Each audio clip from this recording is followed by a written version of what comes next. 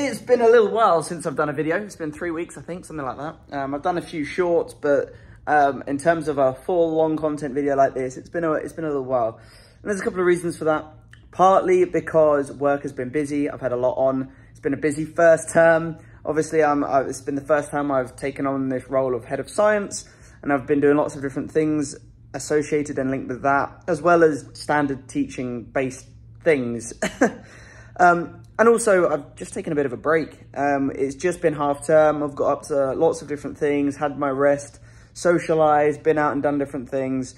And that's what this video is all about. How, as teachers, we can make sure that we're balancing our work life and that we're ensuring that we're having the appropriate rest and breaks that we need. Often as teachers, we've got loads of things on. We've got marking, we've got planning, we've got exams and tests and meeting with parents and all sorts of other things that we can often become overwhelmed by it. And today I want to talk through some of the things that I do to make sure that I avoid burnout as a teacher and that I am ready for teaching, making sure that I'm the best possible version of myself. So if you are yet to do so, consider subscribing, hit the like button if you find this at all useful, and let's get into it.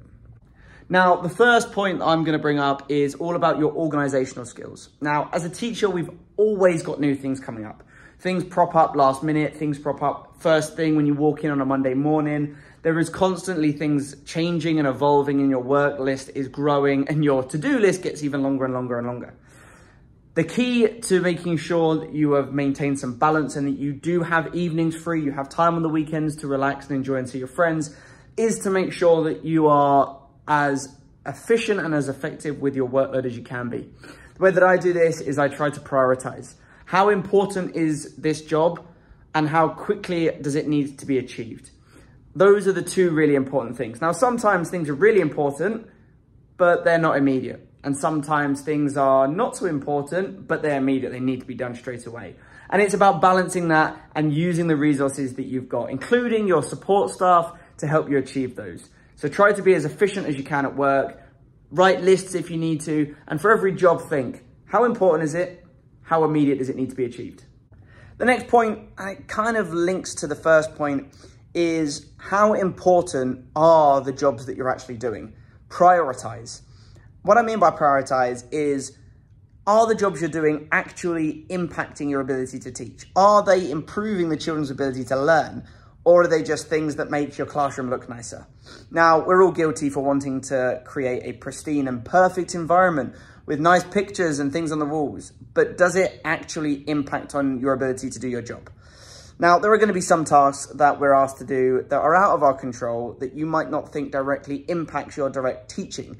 And sometimes those things are out of your control, and so therefore you can't control the uncontrollables. However, there are lots of things you can control.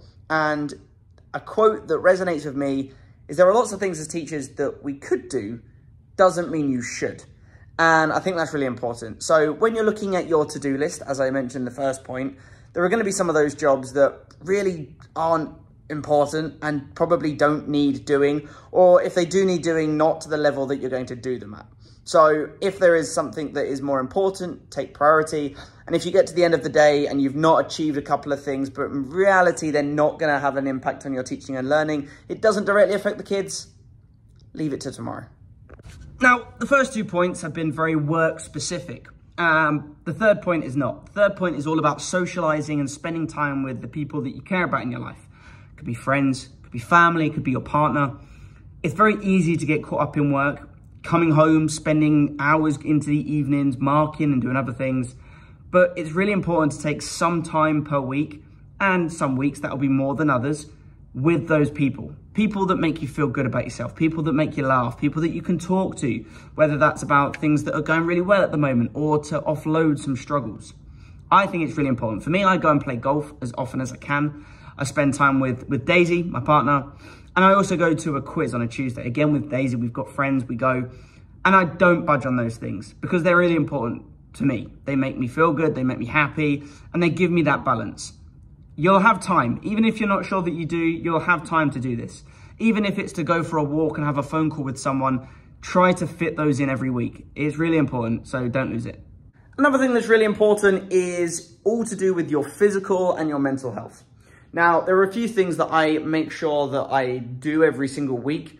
One, I do my absolute best to be consistent with when I go to bed.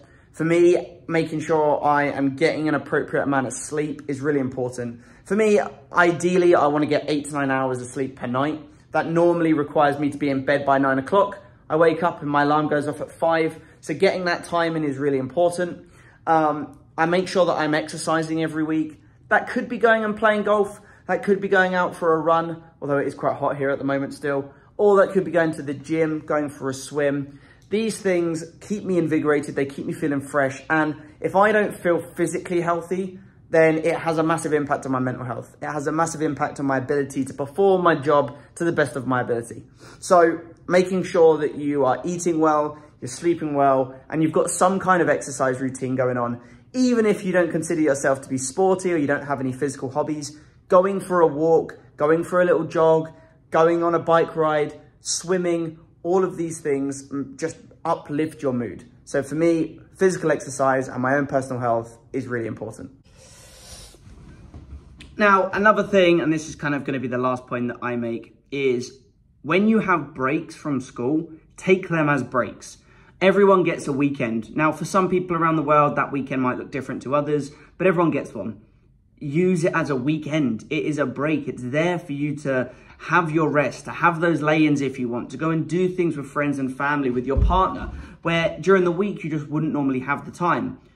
Your half terms, like I said, I've just finished my half term. Take that time to go and do the things that you've otherwise not been able to do, to celebrate, to enjoy yourself. For me, this last week, I've played some golf. Daisy and I went and saw Robbie Williams and we had a great time down in Abu Dhabi.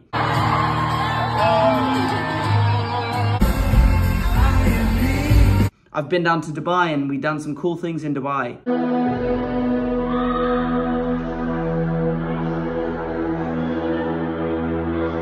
This weekend, as the t-shirt suggests, it's the UFC weekend. So I've got some friends over and we're going to watch it. Daisy's gone down to see a friend in Dubai. Having this time to enjoy your life is so important. Don't be a slave to the trade. So yeah, that's like my last point. I think being able to make memories and enjoy yourself and reflect on things and laugh with your friends is so important. And again, often we just focus so much on, oh, work's coming up on Monday, I need to get this done, or this is still looming over my head, I need to get that done. Still looming over my head, I need to get that done. But you're not going to be able to tackle those things effectively if you're constantly feeling worn out and run down. Take the time and enjoy yourself.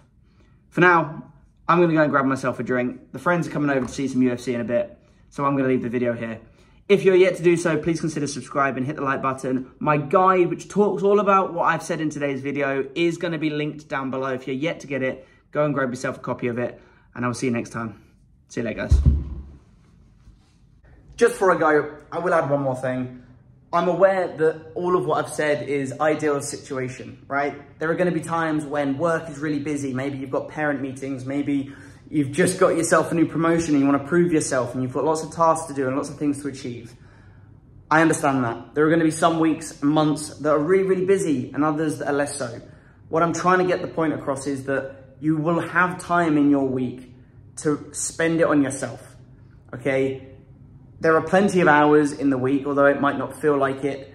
Use them as effectively as you can. And if you've got an hour or two, go and spend some time with friends. Go and take that time to relax. It's important. You can't achieve what you need to achieve unless you've had your relaxation and unless you've had that time to recuperate. Right, I'm off.